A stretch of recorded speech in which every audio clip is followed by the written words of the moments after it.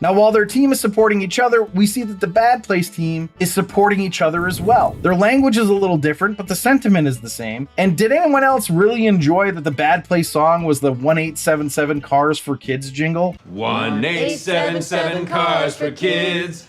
K-A-R-S, Cars for Kids. That one really worked for me.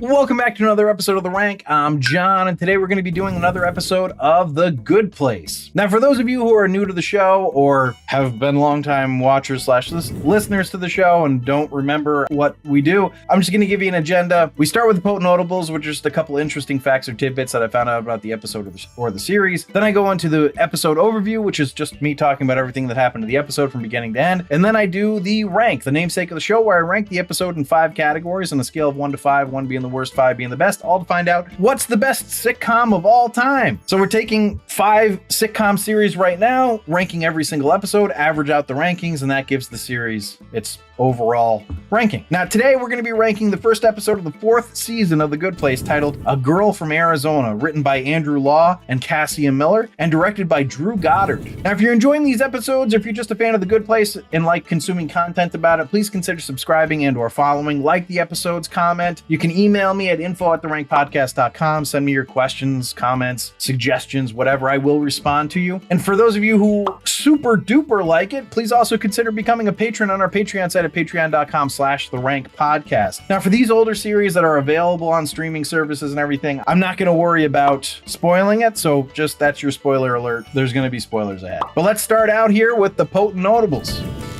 Potent notables.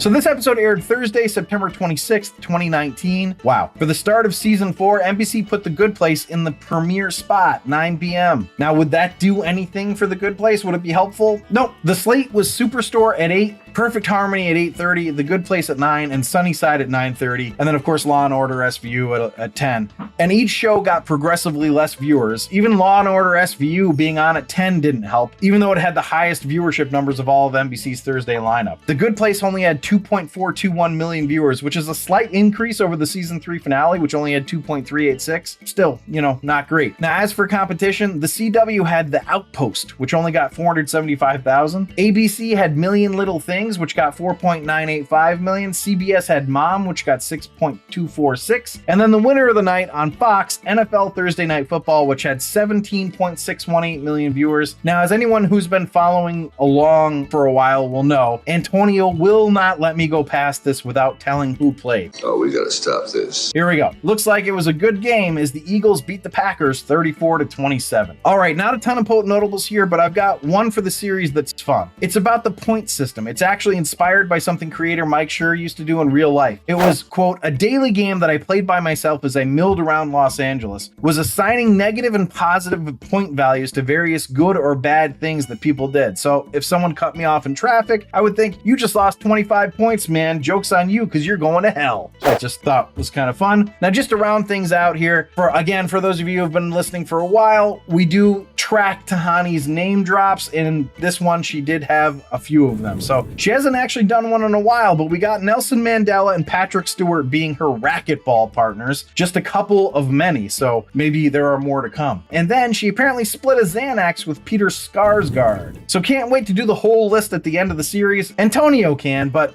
just know, if you all don't hear it at the last potent notable of the last episode, it's because he edited it out. So be ready to complain. What are you complaining about? All right, that's it. Let's go to the episode overview. So we open the episode right where we left off last season, with Eleanor welcoming Chidi into the Good Place. Unfortunately for Eleanor, Chidi just keeps talking about how perfect it all is, and then can't remember her name at the end of the tour. Ouch. But she's handling it all pretty well, and the rest of the team are really supporting her. Now, while their team is supporting each other, we see that the bad place team is supporting each other as well. Their language is a little different, but the sentiment is the same. And did anyone else really enjoy that the bad place song was the 1877 Cars for Kids jingle? 1877 Cars for Kids.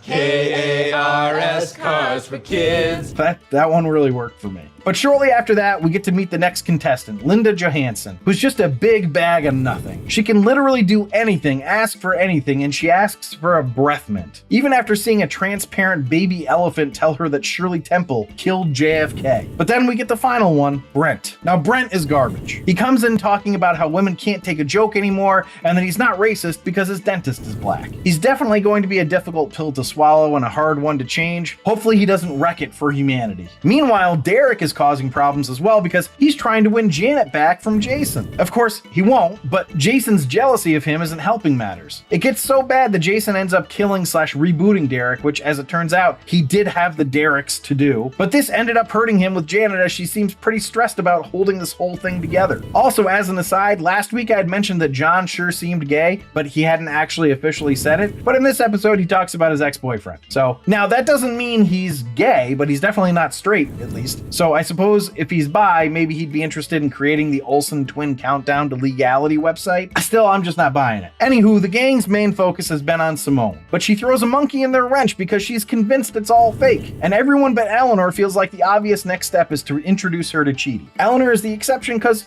she doesn't want her memory-wiped love of her life to be introduced to an ex-girlfriend. I kind of get that. She does eventually cave, but it doesn't seem to matter anyway. I'm curious if / when that will change, but either way, they decide to move their attention to Linda. What makes Linda tick? Well, apparently pushing her to do something besides getting a peppermint, because she punches Eleanor in the face and then goes crazy and starts kicking everyone's ass. Naturally, it was actually a demon that Sean tried to sneak into the experiment. The demon was actually the hot mailman demon from one of the reboots. Well, the judge is pissed about this and decides that Chidi will actually be the 4th test subject. And then she makes another comment about Chidi's body, which Eleanor is not happy about. Also, you'd think the judge wouldn't be sexualizing humans. I mean, wouldn't that be a point subtraction? Either way, we end the episode with that demon being sent back to the bad place via train and a to be continued on the screen. So let's find out how this one ranked.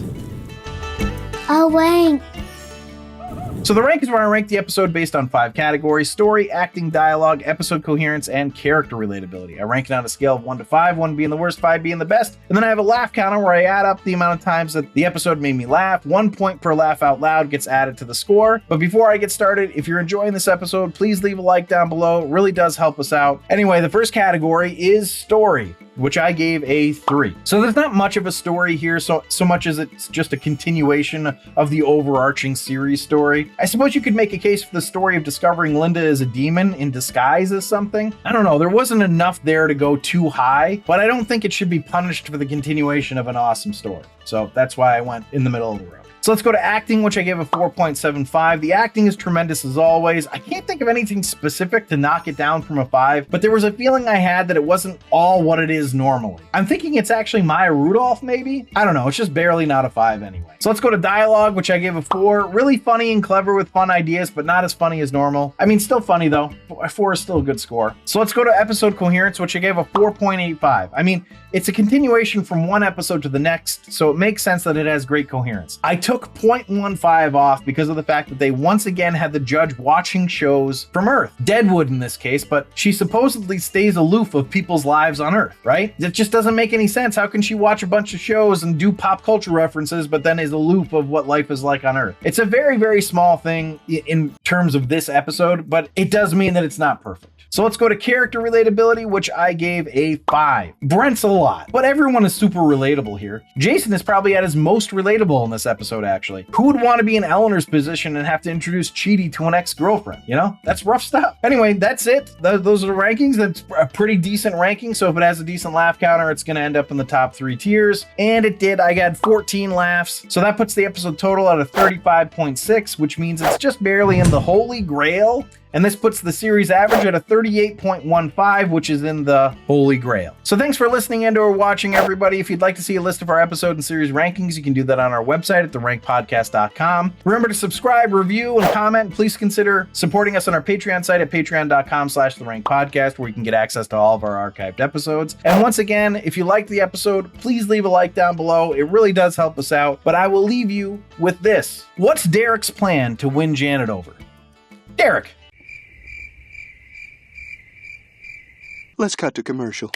This is where we would thank our sponsors, if we had any. If you're enjoying the show, please like and subscribe. You can check our YouTube channel for playlists and binge watch our reviews of your favorite sitcoms.